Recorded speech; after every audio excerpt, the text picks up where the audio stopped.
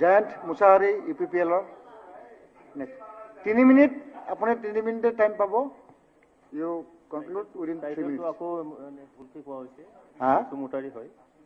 और Basumatary. Giant Basumatary. Yes. ठीक है. कोनो लोई ना जाए. सम्मानीय उपाध्यक्ष और सम्मानीय सदन. মই অসম সরকারের যে বাজেট এই বাজেটটো মই সমর্থন জানাইছো যে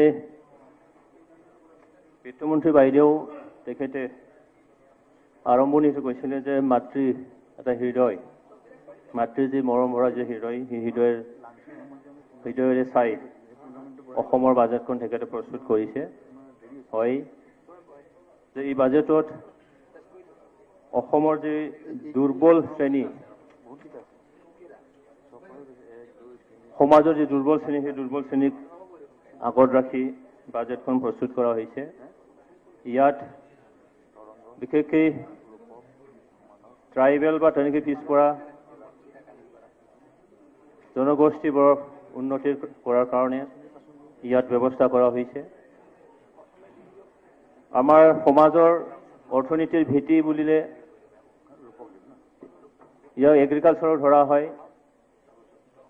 কমসে কম 80 to 95% আমাৰ অসমৰ জনসাধাৰণ খেতিৰ লগত সম্পৰ্ক আৰু খেতিয়কসকলক সহায় দিবৰ কাৰণে খেতিয়কসকলৰ আৰ্থিক উন্নতি কৰাৰ কাৰণে ইয়াত বহুতো ব্যৱস্থা কৰা হৈছে এই কাৰণে মই বিত্তমন্ত্ৰী বাইদেউ লগতে আমাৰ অসমৰ মুখ্যমন্ত্ৰী তেখেতক মই ধন্যবাদ যাচিছোঁ এই বাজেট জনমুখী বাজেট ইয়াৰ দ্বাৰা অসমৰ সমাজৰ যে দুৰ্বল শ্ৰেণী সেই দুৰ্বল শ্ৰেণীসকল ইয়াত উন্নতি কৰাৰ থল আছে আৰু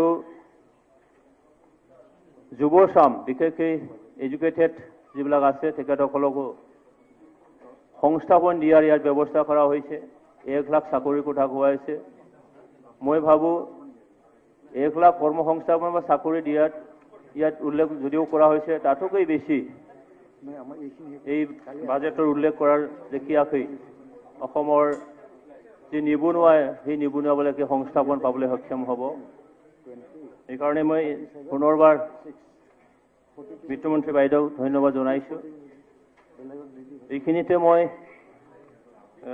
বিত্তমন্ত্ৰী বাইদেউক মই অনুৰোধ জনাম যে তেখেতৰ উত্তৰত এই কথাটো যাতে খালি মানে স্পষ্ট হয় যে এনডিবি সকলো পুনৰ সংস্থাপনৰ কথা কোৱা হৈছে যে এনডিবিক কি ধৰণৰ পুনৰ সংস্থাপন দিয়া হ'ব বা এনডিবি পুনৰ সংস্থাপন দিয়াৰ কাৰণে কিমান তাত বাজেট ধাৰ্য কৰা হৈছে সেইখিনি কথাও যাতে তেখেতে উল্লেখ কৰে আৰু মোৰ সমষ্টি চিডলি সমষ্টি তাত গৰাখহনীয়াৰ বিৰাট এটা সমস্যা আছে মই শুনিছোঁ যে আমাৰ কিছুমান নদী বিশেষকৈ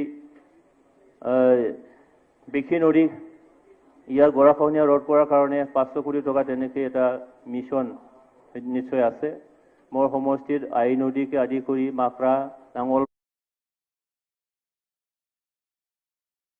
ভাঙা বা তেনেকৈ ভুৰ নদী তেনেকৈ বহু গৰাখহনীয়াৰ কবলত পৰি লাখ লাখ বিঘা মাটি এনেকৈ যা গৈছে ইয়াৰ কাৰণে ইয়াৰ ৰোধ কৰাৰ কাৰণে কি ব্যৱস্থা যদি এনেকৈ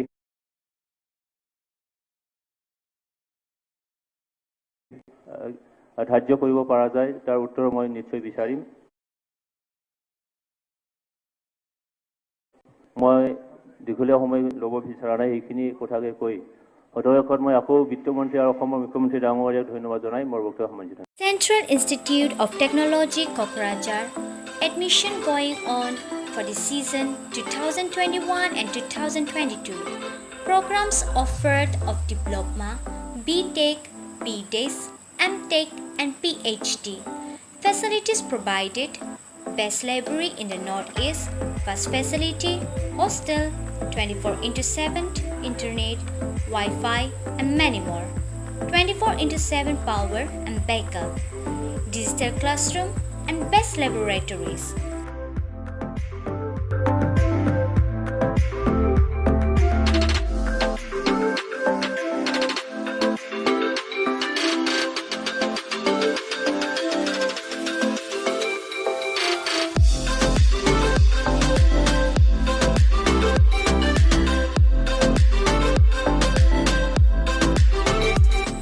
details, contact us on 7086187124. Our email is citadmission@cit.ac.in. Our website is admission.cit.ac.in. CIT alumnus are working in one of the best companies like Amazon, Baidu, Cognizant, Wipro, Infosys, Indian Oil, Erection, NIC, etc.